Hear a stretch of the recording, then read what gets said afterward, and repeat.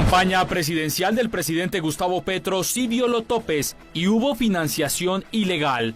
Grave denuncia de magistrados investigadores del Consejo Nacional Electoral. Gobierno responde. Ministro del Interior Armando Benedetti asegura que no se violaron topes pese a profunda investigación.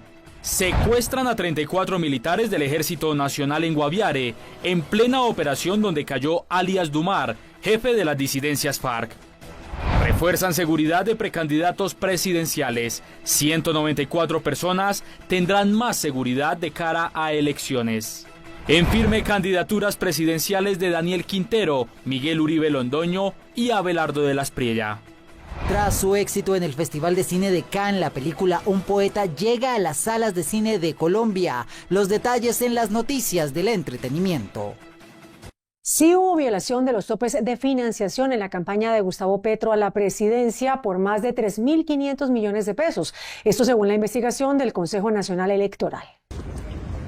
Los magistrados del Consejo Nacional Electoral, Benjamín Ortiz y Álvaro Hernán Prada, radicaron ante la Sala Plena una ponencia de más de 550 páginas en la que concluyen que la campaña presidencial de Gustavo Petro en 2022 violó los topes de financiación por más de 3.500 millones, sumando los gastos de la primera y segunda vuelta. El proyecto de resolución propone sanciones administrativas, incluyendo multas y responsabilidades económicas contra Ricardo Roa, entonces gerente de la campaña y actual presidente de Ecopetrol, así como contra la tesorera Luzgia Aide Mogollón y los auditores María Lucy Soto y Juan Carlos Lemus, además de los partidos Colombia Humana y Unión Patriótica. Según la ponencia, las sanciones específicas incluyen, entre otros cargos, 2.252 millones por financiación prohibida en la primera vuelta y 2.400 millones por exceso de topes en esa etapa, 627 millones por aportes irregulares en la segunda vuelta y 596 millones por violación de límites en esa ronda. Además, se ordena a Roa que devuelva 165 millones correspondientes al arriendo del Movistar Arena y se compulsen copias del expediente a la Fiscalía General de la Nación y a la Comisión de Acusaciones de la Cámara de Representantes. La definición de estas sanciones ahora depende de la votación en sala plena del CNE, donde se requiere el respaldo de al menos 6 de los 9 magistrados para que la ponencia tenga un carácter vinculante. Sin embargo, la magistrada Alba Lucía Velázquez, vinculada al pacto histórico, fue recusada y apartada del proceso, lo que hace necesario el nombramiento de conjueces para completar la votación. Las movidas en torno a esta decisión y los equilibrios políticos internos en el tribunal serán determinados en el desenlace del caso. Armando Benedetti, ministro del Interior, aseguró que no hubo violación de los topes de financiación en la campaña de Gustavo Petro en 2022. El ministro del Interior, Armando Benedetti, salió al paso de las versiones sobre la investigación que adelanta el Consejo Nacional Electoral frente a la campaña presidencial de Gustavo Petro del 2022. Según el funcionario, nunca se superaron los topes de financiación establecidos por la ley y el entonces gerente de campaña, Ricardo Roa, cumplió con todos los requisitos exigidos. Hay que dejar bien claro que los topes nunca fueron excedidos y que Ricardo Roa, aunque yo no estuve en la parte que tuvo que ver con la recolección o con las recolectas de dinero, estoy seguro que Ricardo Roa nunca jamás pasó o excedió esos montos. El jefe de la cartera política también recordó que en virtud de una tutela el presidente de la República goza de fuero constitucional en este tipo de procesos, lo que significa que no puede ser investigado directamente por el CNE. Nueva crisis de seguridad en el Guaviare. 34 militares fueron secuestrados mientras realizaban un operativo contra las disidencias de las FARC. 34 militares fueron secuestrados en zona rural del Guaviare luego de un violento enfrentamiento entre el Ejército Nacional y las disidencias de las FARC, en el que fue abatido alias Chito, uno de los cabecillas del grupo ilegal. Así lo confirmó en las últimas horas el ministro de Defensa, Pedro Sánchez. Secuestro de 34 militares en el área rural del retorno Guaviare se obedece a la acción ilegal, delictiva de unas personas vestidas de civil que dicen retener a unos militares. No los están reteniendo. Eso va contra la voluntad de ellos y eso es un secuestro. La operación militar se desarrolló el pasado domingo contra estructuras de alias Iván Mordisco, considerada la mayor amenaza en la región. Un combate supremamente fuerte que duró el día domingo unas 6 horas. en las cuales incluso 2 aeronaves de nuestra fuerza pública fueron impactadas. Pero a pesar de ello, nuestros valientes militares, de la Policía Nacional, con el apoyo de todas las capacidades de nuestro ejército, de nuestra armada, de nuestra fuerza aeroespacial, permitió la integridad. Por lo pronto, Mindefensa confirmó que ya activó protocolos con la Defensoría del Pueblo y la ONU para garantizar el regreso seguro de los uniformados.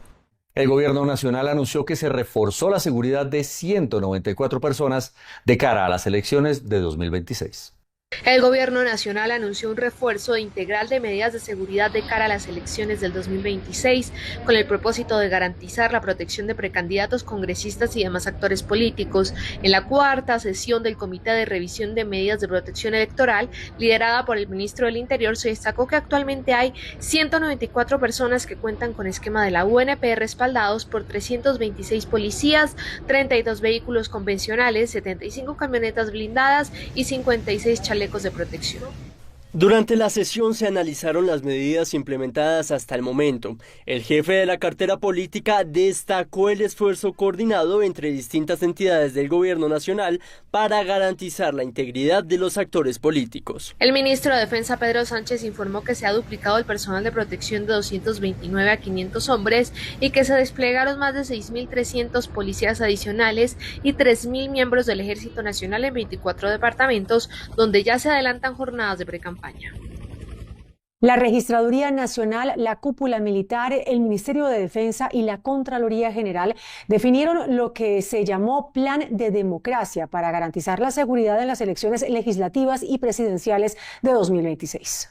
Tras una reunión clave entre la Procuraduría, la Registraduría, el Ministerio de Defensa, la Contraloría y la Cúpula Militar, fue definido el Plan Democracia para blindar las elecciones legislativas y presidenciales de 2026. Colombia tiene y tendrá el calendario electoral que está previsto en la ley con base en la Constitución, como se diseñó, sin ninguna variación y sin ningún percance. Los recursos que deben priorizarse tanto para la Registraduría Nacional del Estado Civil como para nuestras fuerzas militares. Se confirmó que habrá garantías plenas para votar en todo el territorio nacional y se doblará la seguridad para los precandidatos presidenciales. ¿Eso qué implica? Pues un despliegue de tareas muy fuerte por parte de todos los órganos de control y por parte del Ministerio de Defensa y las diferentes fuerzas. Pasando de 229 integrantes de protección a 520. Las autoridades señalaron que se priorizarán los municipios con mayor riesgo, asegurando vigilancia en puestos de votación estratégicos con el fin de garantizar unas elecciones libres y seguras en todo el país. Hoy se oficializaron las precandidaturas de Daniel Quintero, Miguel Uribe Londoño y Abelardo de la Espriella. El escenario político rumbo a las elecciones presidenciales del 2026 comienza a definirse con el anuncio de 3 nuevas candidaturas. El exalcalde de Medellín, Daniel Quintero, confirmó que se medirá en la consulta interna del pacto histórico que se realizará el próximo 26 de octubre. Su apuesta busca captar el respaldo del petrismo y presentarse como una opción dentro del progresismo, pese a los cuestionamientos por presuntas irregularidades en su administración y las investigaciones en curso en su contra. Si gano, espero que me acompañen a construir y convocar un gran frente amplio para ganar la presidencia de la República de Colombia en primera vuelta. Por su parte, Miguel Uribe Londoño, padre del asesinado senador Miguel Uribe Turbay, oficializó su precandidatura con el respaldo del Centro Democrático. El dirigente conservador asumió el relevo de su hijo tras el atentado del 7 de junio y posterior fallecimiento en agosto. Tomo esta decisión porque creo que puedo ser un factor que ayude a consolidar la unidad nacional, para salvar a Colombia del precipicio al que nos quieren conducir.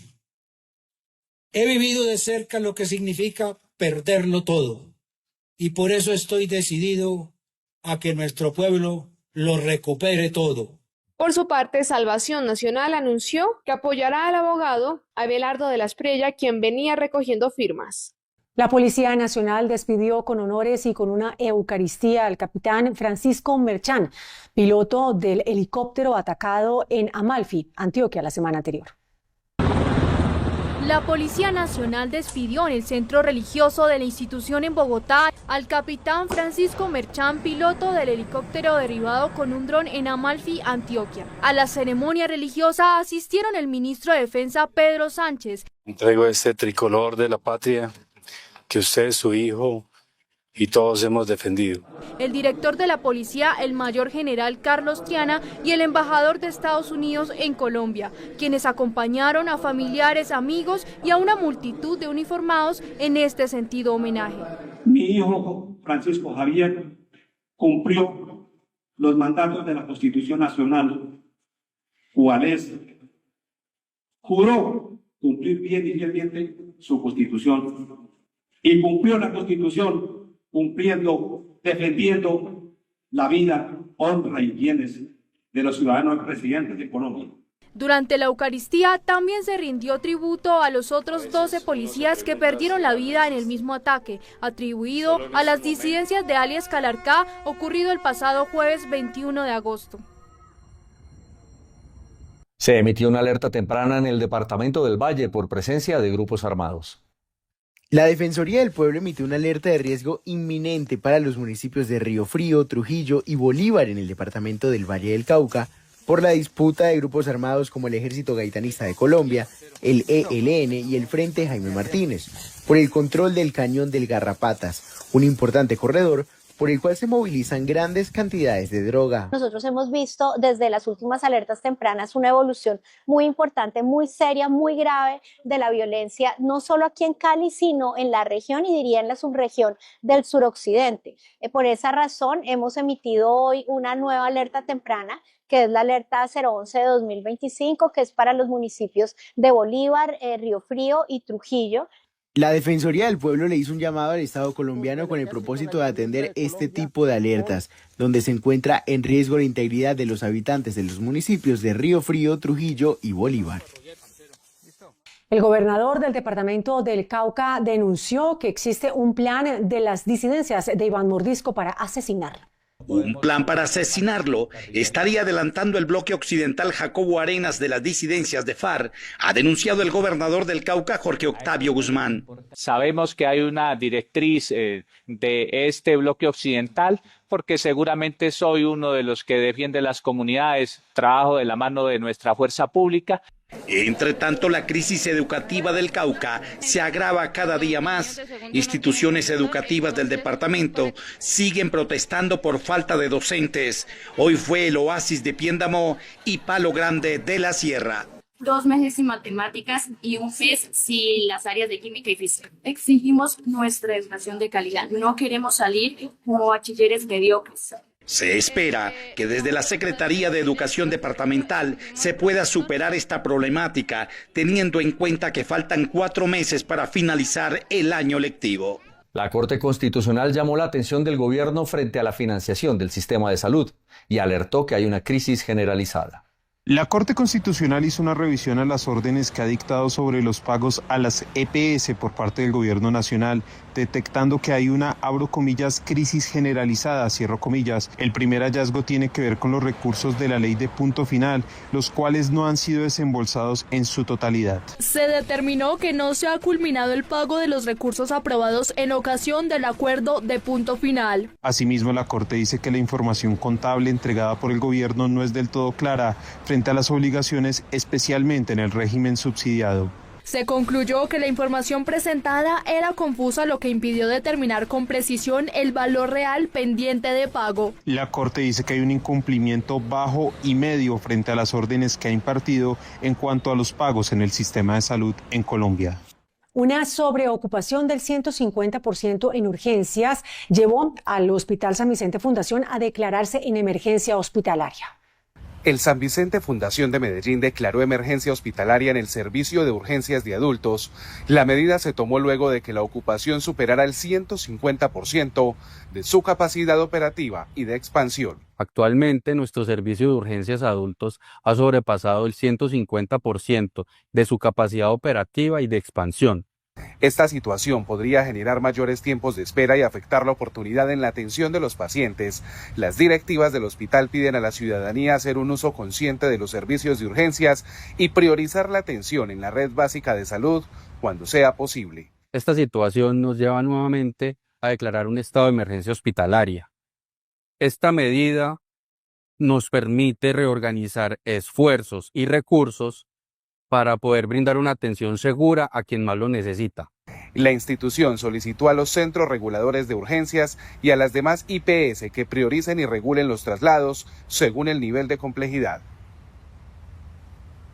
Presentarán un nuevo acuerdo entre el exdirector de la Unidad de Gestión del Riesgo, Olmedo López, y la Fiscalía General.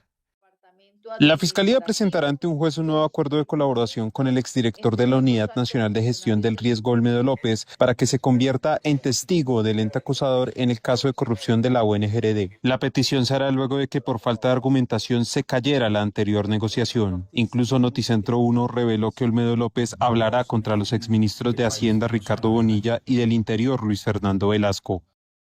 Entre los individuos contra quienes el aspirante adquirió la obligación de rendir testimonio se encuentran 2 exdirectores de departamento administrativo, 2 exministros, entre otros altos funcionarios del gobierno nacional y de la UNGRD, contratistas, particulares y congresistas de la República.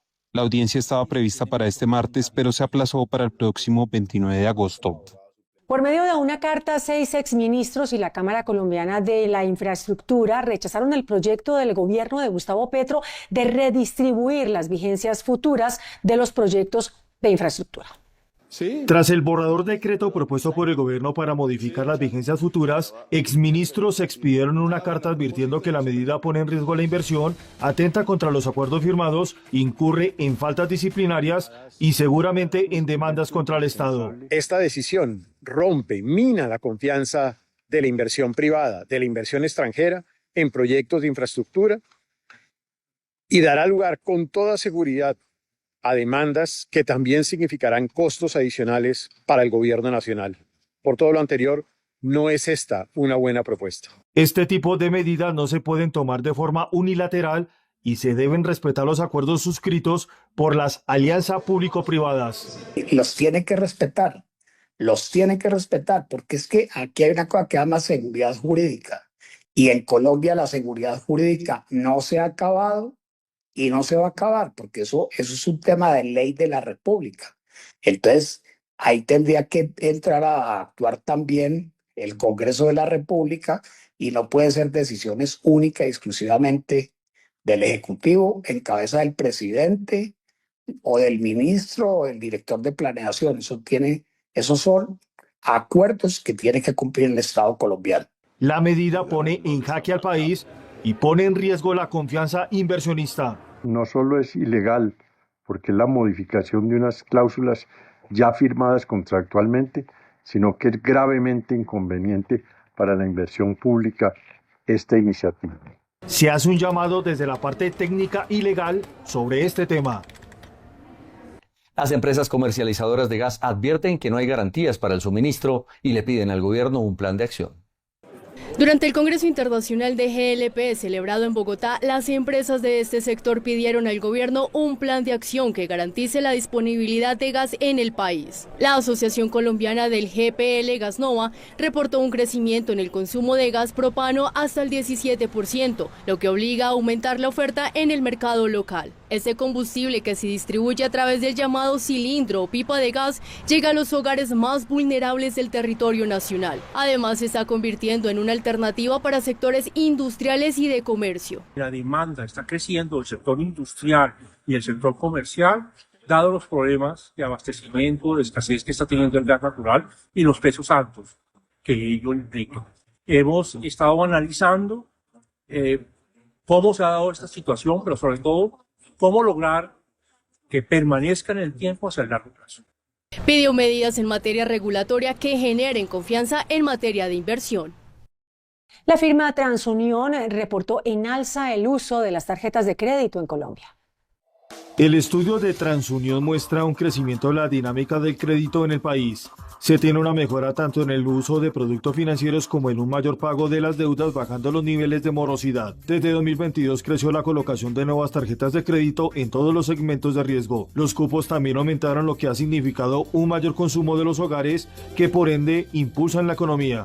Y un mayor optimismo por parte de los consumidores ofrece oportunidades para que las entidades financieras consideren retomar el crecimiento en estos segmentos. La morosidad también disminuye, que permite mayor acceso al crédito. Las tasas de morosidad de 60 días o más mostraron una mejora año contra año en todos los productos crediticios. Las reducciones más notables se registraron en microcrédito, tarjetas de crédito y créditos de libre inversión. Se mantiene la solidez del sistema financiero. El Ministerio de Hacienda reportó una ejecución del presupuesto por debajo del 50%. Los rubros se concentran en gastos del gobierno nacional. El dato del día. El Ministerio de Hacienda, de cara a las discusiones del presupuesto de 2026, presentó la ejecución presupuestal de este año, donde se tiene un monto total de 525 billones de pesos. De estas cifras se han ejecutado el 44,5%, que son los pagos ya realizados por el gobierno a diferentes sectores al mes de julio del presente año. Por obligaciones que son compromisos aún no desembolsados, suman 237 billones de pesos, un 45% del presupuesto. La ejecución está por debajo del 50%, pese a que ya se está recorriendo el octavo mes del año. Solo en funcionamiento alcanza unos 329 billones de pesos. En Noticentro 1, estos son los indicadores. La tasa representativa del mercado, que regirá para mañana miércoles, será de 4.044 pesos con 51 centavos. Los profesionales del cambio compran la divisa en promedio entre 1.980 pesos y la venden en 4.020 pesos. Un euro cuesta 4.687 pesos con 80 centavos. La libra de café en Nueva York se cotizó a $3 con 72 centavos. El precio interno se cotizó a 3 millones con 63 mil pesos la carga. El barril de petróleo WTI se cotizó en $63 con 30 centavos. La referencia Brent para Colombia se cotizó en $66 con 69 centavos. El índice de capitalización de la Bolsa de Valores de Colombia subió 0,30% a 1.855 puntos. La movida de poder de hoy hace las confusas cuentas que tiene el proceso contra la campaña Petro por volarse los topes de financiación. En estos días se espera que los magistrados del Consejo Nacional Electoral radiquen la ponencia definitiva que concluye que hubo financiación prohibida en la campaña de Petro de 2022. El lío está en si la ponencia tiene sentido por los tiempos. Las infracciones electorales prescriben luego de 3 años contados a partir de la ocurrencia del hecho, y no hay consenso de cuándo se cumple ese plazo. Para la defensa del presidente, el proceso prescribió el 19 de junio, 3 años después de la segunda vuelta, y 2 magistrados sostienen que el plazo venció el 19 de agosto, cuando se cumplen 3 años del reporte de cuentas de la campaña. Pero para Álvaro Hernán Prada y Benjamín Ortiz, magistrados que pidieron formular cargos, los tiempos dan. Su tesis es que la fecha se corrió porque el proceso estuvo suspendido mientras el Consejo de Estado definía la entidad competente para investigar al presidente. Ese tecnicismo es clave. Si el fallo llega tarde, se cae solo. Si llega a tiempo, podría convertirse en la primera sanción de este calibre contra la campaña de un presidente en ejercicio. Fue en octubre de 2024 cuando el CNE formuló pliegos de cargos al encontrar que la campaña violó los topes de gasto en 5.355 millones, sumadas las 2 vueltas. El principal señalado es Ricardo Roa, entonces gerente de campaña y hoy presidente de Ecopetrol. Pero mientras el CNE está contra las cuerdas, en la petrolera sigue consolidando poder. Hace unos días renunció de manera sorpresiva Rafael Rosso, presidente de Ocensa, una filial de Ecopetrol, y comenzó a sonar el nombre de David Riaño para reemplazarlo. Es uno de los hombres de confianza de Ricardo Roa. Encabeza la petrolera, el círculo íntimo de Roa se ha tomado la gerencia e incluso su pareja, Julián Caicedo, ha tenido injerencia en la repartición de cargos del Grupo Ecopetrol. En orden, con Juan Carlos Pinzón. No más soldados secuestrados. Se ha vuelto una costumbre en el país que las organizaciones armadas que dominan y penetran comunidades las organizan para tratar de secuestrar soldados y policías en todo el país y así parar las operaciones militares en contra del narcotráfico, en contra de los grupos terroristas y en contra del crimen organizado en general. Esta práctica se ha vuelto un hecho permanente y un hecho que está empezando no solo a volverse una violación sistemática de los derechos humanos de soldados y policías, sino también, hay que decirlo, la mejor protección y la mejor herramienta para impedir el uso de la fuerza decisiva contra la criminalidad. Esto no puede seguir. Y lo más preocupante, la actitud del gobierno. Un gobierno que no defiende a sus militares, que no defiende a sus policías y que al no defenderlos a ellos está dejando a los colombianos totalmente indefensos. Hoy los colombianos están sometidos no solo en las regiones apartadas, las comunidades controladas por los criminales, sino también toda esa criminalidad se proyecta sobre las ciudades y está generando violencia en todo el país. No puede ser más esto. Colombia necesita un cambio a partir de la firmeza, a partir del orden. Si las instituciones militares y de policía, que tienen una misión constitucional, no la pueden cumplir, imagínese la anarquía absoluta en la que estamos. Colombia necesita orden. Óscar Restrepo fracasó en la vida. Llega a las salas de cine en Colombia Un Poeta, la película ganadora del Premio Especial de Jurado en la sección de una cierta mirada del Festival de Cine de Cannes 2025. El largometraje dirigido por el cineasta antioqueño Simón Mesa. La historia del poeta es la historia de muchos seres frustrados, o el tío artista, o la oveja negra de la familia, esos que todo el mundo ama, pero también odian un poco, pero que son muy nobles también, que es como una persona muy noble, que ese es el poeta. Entonces, sentimos que va a tener una conexión muy, muy fuerte con el público. Estos poemas son suyos. Sí. Uweimar Ríos, protagonista de Un Poeta, es profesor de filosofía de profesión y vivió uno de los momentos más memorables de su vida al llegar al Festival de Cine de Cannes. Llega a las salas de cine la comedia. Fue algo, digamos, emocionante, sorpresivo. Tuve la fortuna de estar con mi hijo menor allí y eso me sirvió mucho de apoyo y también él me servía pues de traductor en diferentes idiomas. Entonces fue algo sorpresivo, pero también digamos que con una especie de autosaboteo, porque uno lo que pensaba es, pero yo qué sé, yo no soy actor, yo no he soñado con esto. Entonces eso de alguna manera me saboteaba. Me regala más pollito, por favor. Sin experiencia previa en grandes producciones cinematográficas, su presencia en la alfombra roja marcó un contraste emocionante entre su cotidianidad y el brillo del escenario más importante del cine mundial. A pesar de que no me siento artista muy vinculado al arte y a la gestión cultural, entonces seguiremos ahí y realmente no me chocó la cuestión de la actuación, sino que cuando me preguntan que si voy a seguir actuando, lo que digo es que si me dan una oportunidad, yo estaré presto a ella, pero lo que no sé es si lo voy a hacer bien. La película ha sido elogiada por su sensibilidad, sus actuaciones memorables y su capacidad de conectar con distintos públicos. 10.000. Mamá, ahí tiene para usted, todo es plata, M20. No. Escenas que son increíbles, que si nosotros nos reíamos, decíamos, pues esperemos que la gente también se ría con los infortunios de nuestro querido poeta.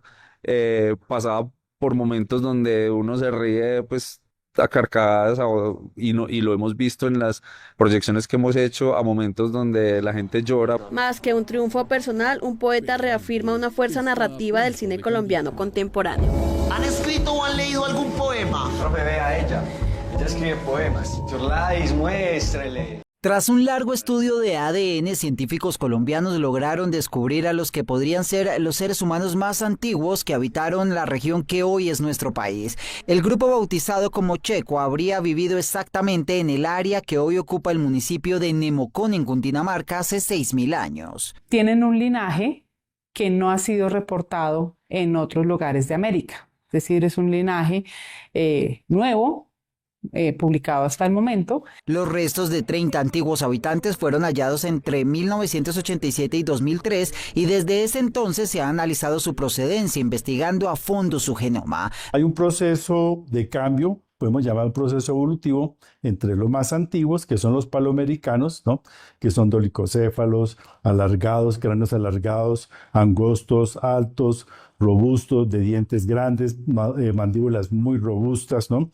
Con relación a los amerindios o los muiscas que encontraron los conquistadores, que son braquicéfalos, o sea, cráneo redondo, de pómulos muy anchos, ¿no? Son los característicos indígenas que encontraron los españoles y que todavía existen en la sabana Bogotá y en Colombia. Los científicos no están seguros de su procedencia ni qué causó su extinción. Sin embargo, pueden concluir que era una comunidad aislada y con grandes habilidades para la caza y recolección. Colombia no solo se destaca por su riqueza cafetera, también por el talento artístico que ha llevado el nombre del país al mundo. Hoy se conmemora el Día Internacional del Actor y la Actriz, y a nivel nacional se estima que hay más de 20.000 profesionales de este arte, de los cuales 1.200 tienen gremio que defiende sus derechos. El arte, a lo largo de la vida y a lo largo de la historia, lo que ha hecho precisamente es transformar. Creo que el arte ha sido fundamental en la historia de la humanidad para transformar la pintura, el teatro, el cine. Una profesión que combina arte y disciplina y que refleja en cada personaje la diversidad cultural de nuestra nación. Ver materializado el cariño de la gente tan genuino y tan importante, porque eso realmente son cosas que no tienen precio. Ser actriz me ha llevado a tener una empatía profunda por el ser humano, me ha llevado a ser mejor persona. Son cientos de intérpretes que, más allá del entretenimiento, hacen del oficio una herramienta de transformación y reflexión social. Es un don que hay que usar, hay que honrar, hay que respetar. Creo que eso es más maravilloso porque este oficio me hace a mí vivir en el aquí y en el ahora, tanto en el escenario como en la vida. Para conmemorar esta fecha, la Asociación Colombiana de Actrices y Actores ha organizado conversatorios, talleres y muestras culturales, con el objetivo de preservar la memoria a través del arte escénico.